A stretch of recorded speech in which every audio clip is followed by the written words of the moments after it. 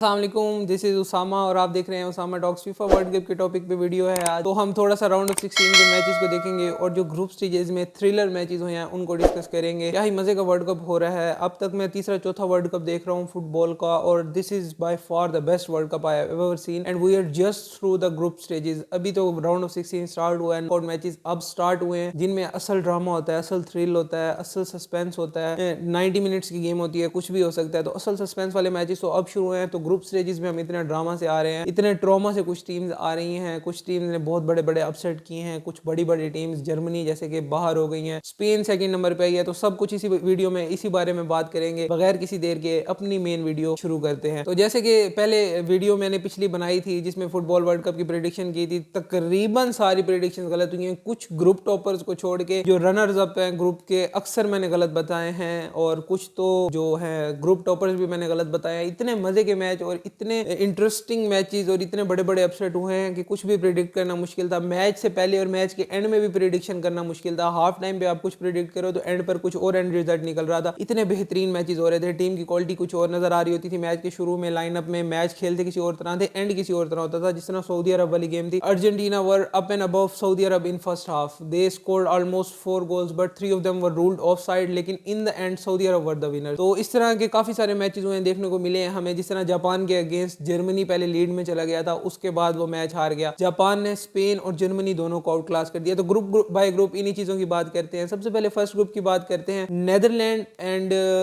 मेरी प्रेडिक्शन थी कि नेदरलैंड आगे जाएगा और नेदरलैंड के साथ एक्वाडोर आगे जाएगा। एक्वाडोर ने बहुत अच्छी फुटबॉल का मुजाहिरा किया। ऑन द लास्ट डे वो बाहर हो गए, वहां से सीनिगाल आगे चले गए। चले सीनिगाल भी बहुत अच्छी टीम है, अफ्रीका की तकरीबन one of the best team है सीनिगाल। अभी तो उनको माने की कमी है जो हर वक्त महसूस होती रहेगी, बट सीनिगाल भी जाना as much as Ecuador deserve करती थी। कतर बिल्कुल वन साइडेड होकर तीनों मैच हार गया और कतर बाहर चला गया था। तो first group was I think one of the most dullest group in group stages. तो नेदरलैंड आगे गया और यहाँ से सीनिगाल आगे गया और इन्होंने फेस करना था ग्रुप बी की टीम को जो वहां से गई थी इंग्लैंड एंड यूएसए। यूएसए ने सरप्राइजिंगली बहुत अच्छी फुटबॉल खेली है। I hate USA in football क्योंकि यूएसए मतलब बहुत ओवर किस्म की बातें करते हैं और इनकी टीम में कोई दमखम नहीं होता। लेकिन इस वर्ल्ड कप में ग्रुप स्टेजेस में इंग्लैंड होने के बावजूद, ईरान एक अच्छी डिफेंसिव टीम है वो होने के बावजूद, वेल्स होने के बावजूद, दो यूरोपियन टीम से उनके ग्रुप में वो अनबीटन गए हैं। वेल्स को उन्होंने वेल्स के खिलाफ बराबर किया, ईरान से जीते और इंग्लैंड जैसी टीम जो कि वर्ल्ड कप की one of the most favourite team है उसके खिलाफ ड्रा किया तो आगे गए। तो पहले राउंड ऑफ 16 के दो मैच यहीं से बने। Netherland group topper versus group B runners up जो कि यूएसए थे, और इंग्लैंड का मैच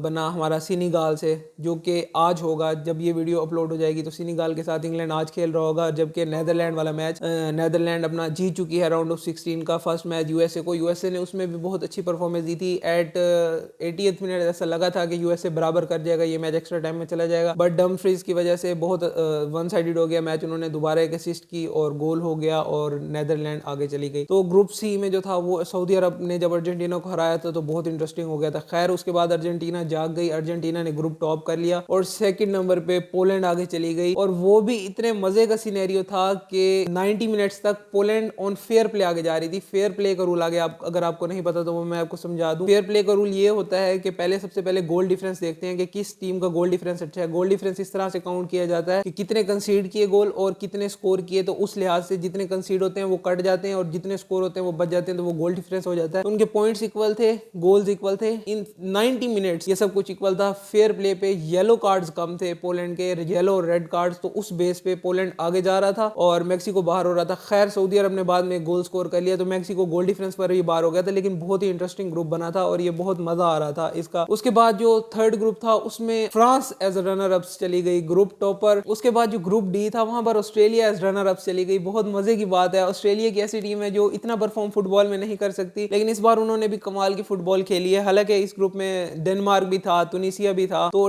तुनिसिया की तो इतनी अच्छी टीम नहीं है, डेनमार्क की बहुत अच्छी टीम है, यूरोप में बहुत अच्छा परफॉर्म करते हैं, चाहे वो यूरो हो, नेशंस लीग हो या वर्ल्ड कप में भी बहुत अच्छी परफॉर्मेंस होती है इनकी। But this time France were topper and Australia आगे चली गई। ऑस्ट्रेलिया ने डेनमार्क को हरा दिया था तो ऑस्ट्रेलिया आगे चली गई, डेनमार्क 4th नंबर पर रहकर बाहर हो गई। तो ये बहुत मजे का सिनेरियो हो गया। अब ये ग्रुप, इसमें एक और अपसेट था, मतलब हर ग्रुप जो ग्रुप है उसमें ग्रुप बी में यूएसए ने अपसेट करके आगे चली गई। ग्रुप सी में चले पोलैंड का अपसेट नहीं कहूंगा, नेक टू नेक टीम से, लेकिन फिर भी पोलैंड आगे चली गई। ज्यादा एक्सपेक्टेड जो था, जो ज्यादा लोग सोच रहे थे मैक्सिको आगे जाएगी, वो हो गया। और जो सऊदीया ने अर्जेंटीना को हरा के अपसेट किया था वो वर्ल्ड कप का बहुत बड़ा अपसेट था। फिर उसके बाद ग्रुप डी में ऑस्ट्रेलिया आगे आगे चली गई, डेनमार्क बाहर हो गई, यह बहुत बड़ा अपसेट था। फिर जो ग्रुप ई है वो तो क्या ही क्रेजी ग्रुप था। उस ग्रुप में तो 60 सेकंड्स ऐसे भी आए थे जब स्पेन और जर्मनी दोनों बाहर हो रहे थे, लेकिन फिर जर्मनी ने गोल स्कोर कर लिया। तो गोल डिफरेंस की वजह से स्पेन आगे चली गई, क्योंकि स्पेन ने जो कोस्टारिका को हराया था 7 गोल मारे थे, वो मैच उनको बहुत फायदा दे गया। उसके बाद एक उन्होंने ड्रा किया, एक हारे, सिर्फ एक उस मैच की बेस पर स्पेन आगे चला गया। हालांकि स्पेन की इतनी अच्छी टीम थी, लेकिन आप ये देखें स्पेन सिर्फ 4 पॉइंट्स के साथ गई है। अब ये स्पेन जानबूझ के भी हार सकता है, बिल्कुल हार सकते हैं, क्योंकि इनका जो रूट बन रहा था, अगर ये ग्रुप टॉप करते तो क्वार्टर फाइनल में इनको ब्राजील मिलती। तो ये भी हो सकता है कि जानबूझ के इन्होंने इस तरह किया, लेकिन कोई भी इस तरह की बात एक्सेप्ट नहीं करता, तो एक्सेप्ट कोई नहीं करेगा, ये सिर्फ एक कॉन्स्पिरेसी थ्योरी कह लें कि स्पेन ने इस तरह का किया था। तो नंबर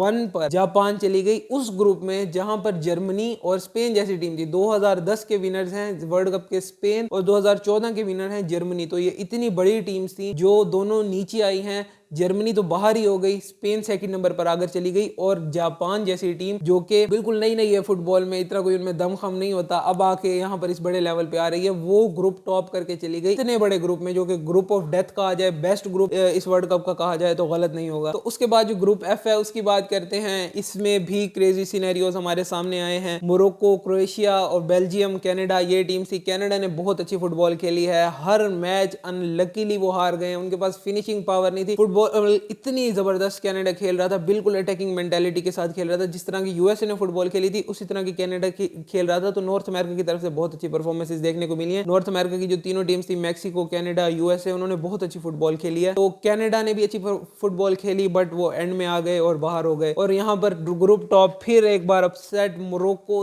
विद 7 पॉइंट्स आगे चला गया। क्रोएशिया सेकंड नंबर पे थर्ड डे पे क्वालिफाई किया, और बेल्जियम तो बिल्कुल बाहर ही हो गया। तो इतना अपसेट और इतनी गड़बड़ वाले ग्रुप जो कि लास्ट डे पे जाके डिसाइड हो रहे थे, मैंने कभी नहीं देखा अपनी लाइफ में वर्ल्ड कप में। तो उसके बाद जो ग्रुप था वो ब्राजील वाला ग्रुप था। ब्राजील भी सेकंड नंबर पर आते आते रह गई। ब्राजील भी 9 पॉइंट के साथ आगे नहीं जा सकी, जो कि बहुत अच्छी टीम है, बहुत स्ट्रॉन्ग टीम है, सबसे वेल बैलेंस टीम है वर्ल्ड कप की, बट वो भी पहले नंबर पर चले जरूर गए। 9 पॉइंट्स के साथ कोई भी नहीं जा सका। जो वर्ल्ड कप के डिफेंडिंग चैंपियन है फ्रांस, वो भी 9 पॉइंट्स के साथ नहीं जा सके। खैर, उन्होंने जो टीम फील्ड की थी वो इतनी अच्छी नहीं थी, उन्होंने क्वालिफाई किया हुआ था तो उस लिहाज की टीम की थी। ब्राजील और स्विट्जरलैंड आगे गए हैं, no upsets in this group. But Cameroon ने अच्छी फुटबॉल खेली थी लेकिन आगे नहीं जा सका, तो ब्राजील और स्विट्जरलैंड ही गए हैं, और यही एक्सपेक्टेड था, इन दो टीमों को आगे जाना चाहिए। उसके बाद जो ग्रुप एच है उसमें फिर से अपसेट, वहां पर घाना और यूरुग्वे का मैच था, और मैच में यूरुग्वे क्वालिफाई कर रहा था। उसके बाद पुर्तगाल साउथ कोरिया से हार जाता है। पुर्तगाल एज अ ग्रुप टॉपर तो जरूर चला गया, ब्राजील को भी उन्होंने सर्वाइव कर लिया, बट यूरुग्वे बाहर हो गया। और यूरुग्वे को बाहर करने वाली टीम कौन? South Korea. साउथ कोरिया ने यूरुग्वे को बाहर कर दिया और एज रनर अप चले गए। तो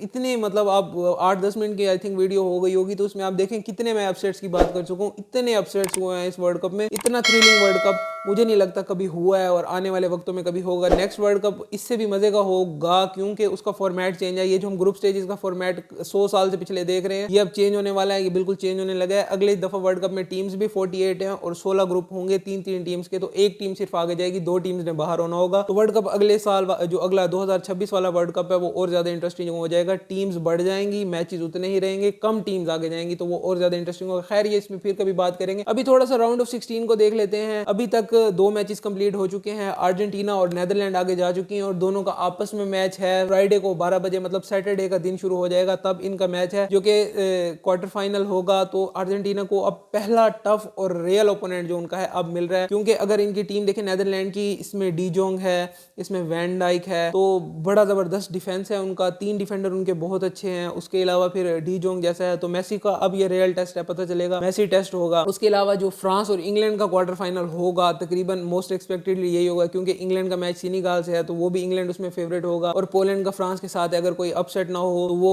फ्रांस जीत ही जाएगा और इंग्लैंड भी जीत जाएगा। तो ये सेकंड क्वार्टर फाइनल जो है ये बहुत मजे का होगा। पहला आपका क्वार्टर फाइनल हो गया नेदरलैंड वर्सेस अर्जेंटीना, और आपका जो सेकंड क्वार्टर फाइनल हो गया फ्रांस वर्सेस इंग्लैंड। तो ये बहुत बड़े बड़े 2 क्वार्टर फाइनल हो गए। इसके अलावा 2 क्वार्टर फाइनल और होंगे, जो कि एक्सपेक्ट कुछ इस तरह से किया जा रहा है कि जापान और क्रोएशिया का जो मैच है वो क्रोएशिया ऑलमोस्ट फेवरेट होगी, लेकिन जापान जिस तरह बड़े बड़े हैवी वेट्स को हरा के आ रहा है, कुछ भी नहीं कहा जा सकता। जापान भी आगे जा सकती है, बल्कि अगर मुझे किसी टीम पर बैट करने का कहा जाए तो मैं जापान पर बैट करूंगा कि वो जापान क्रोएशिया को हरा के आगे चली जाएगी। और उसके अलावा ब्राजील का मैच है साउथ कोरिया से, वो भी वन साइडेड हो जाएगा। साउथ कोरिया अच्छी फुटबॉल खेलती है, लेकिन साउथ अमेरिकन के पैशन को मैच नहीं कर सकेगी, और खास तौर पे ब्राजील की क्वालिटी को साउथ कोरिया के लिए मैच करना और ब्राजील की इंटेंसिटी को मैच करना बहुत मुश्किल हो जाएगा। और बड़ी खबर यह है कि नेमार भी रिटर्न कर रहा है। गैब्रियल जीसस जरूर वर्ल्ड कप से बाहर हो गया, लेकिन नेमार वापस आ गया, और नेमार जब वापस आ जाए तो वो बड़ी से बड़ी टीम में भी जान डाल सकता है। तो ब्राजील तो पहले ही बहुत अच्छी टीम है, तो ब्राजील ऑटोमेटिक जो पहले ही वर्ल्ड कप के फेवरेट थी, नेमार के वापस आ जाने से उनमें हमें मजीद जान नजर आएगी। तो ये मैच तो ऑलमोस्ट ब्राजील जीत जाएगा, और दूसरा quarter final Japan versus Brazil भी हो सकता है और क्रोएशिया वर्सेस ब्राजील भी हो सकता है। इस बारे में कुछ खास नहीं कह सकते। और उससे आगे चलते हैं, अब हमारे यहाँ तक जहां तक मैंने बात कर ली है, 3 क्वार्टर फाइनल तो हो गए, बाकी एक हमारा चौथा क्वार्टर फाइनल रह जाएगा। तो मोरक्को वर्सेस स्पेन है, पुर्तगाल वर्सेस स्विट्जरलैंड है। पुर्तगाल और स्विट्जरलैंड पहले भी भिड़ते हैं, नेशंस लीग का फाइनल इन्होंने खेला था। तो पुर्तगाल और स्विट्जरलैंड कोई ऐसी टीम नहीं है जो आपस में एक दूसरे को नहीं जानती, उसमें एट द टॉप पुर्तगाल पहले भी आती रही है, अब भी मुझे उम्मीद है पुर्तगाल ही आएगी। बाकी स्विट्जरलैंड की टीम भी अच्छी है, अच्छी फुटबॉल खेलती है, तो वो भी देख सकते हैं 90 मिनट्स में क्या होगा। रोनाल्डो बहुत ज्यादा आउट ऑफ फॉर्म है, उसका फॉर्म में आना जरूरी है वर्ल्ड कप की इस स्टेज पर, अगर पुर्तगाल अच्छा करना चाहती है। रोनाल्डो के बगैर भी बहुत अच्छा परफॉर्म कर रहे हैं, बट फेवरेट उस मैच के लिए भी पुर्तगाल ही होगी। और मोरक्को और स्पेन का मैच है, मोरक्को बहुत अच्छी परफॉर्मेंस करके आई है, हैवी वेट्स को बाहर करके आ रही है। अब उनका स्पेन के साथ मैच है, स्पेन को जो धचके लगे हैं 2 इकट्ठे, तो स्पेन भी सीरियस होकर इस मैच को खेलेगी, लेकिन फेवरेट स्पेन ही रहेगी। तो यहाँ से स्पेन और पुर्तगाल आगे चले जाएंगे और इनका ही आपस में मैच होगा। तो फ्राइडे से क्वार्टर फाइनल स्टार्ट हो जाएंगे, बहुत जल्दी तेज मैचेस हो रहे हैं। डेली के 2 मैचेस अब राउंड ऑफ 16 में हो रहे हैं, ग्रुप स्टेजेस में डेली के 4 मैचेस हो रहे थे। इतना बड़ा टूर्नामेंट है कि उसको समेटना 1 महीने के अंदर भी बड़ा मसला है। 1 महीना बहुत लंबा अरसा होता है किसी भी और चीज का अगर वर्ल्ड कप हो तो, लेकिन फीफा वर्ल्ड कप के लिए वो भी कम है। डेली के 4 मैचेस करके खत्म हो रहा है, बहुत तेजी से मैचेस आ रहे हैं। इतनी तेजी से मैं वीडियोस नहीं बना सक रहा जितनी तेजी से मैच आ रहे हैं। तो देखते हैं क्या होता है। मेरी फेवरेट टीम अभी तक तो क्वार्टर फाइनल में पहुंच गई है, अपनी फेवरेट टीम का बताइएगा क्या हुआ। जर्मनी फैंस बहुत दुख हुआ और बहुत ही ज्यादा खुशी हुई। बाकी बेल्जियम के फैंस इतने हैं नहीं, लेकिन बेल्जियम की बहुत अच्छी टीम थी, उनके बाहर होने का अफसोस हुआ। ये सारे अपसेट्स थे, अप्स एंड डाउन थे जो वर्ल्ड कप के डिस्कस कर लिए, और आगे मैं क्या प्रेडिक्ट कर रहा हूँ और क्या देख रहा हूँ वो भी आपको बता दिया। तो अब देखते हैं राउंड ऑफ 16 कमेंट्स हो जाए, फिर मैं दोबारा इस टॉपिक पर वीडियो बनाऊंगा इंशाल्लाह, फिर मुलाकात होगी। अभी के लिए इजाजत चाहता हूँ, अल्लाह हाफिज।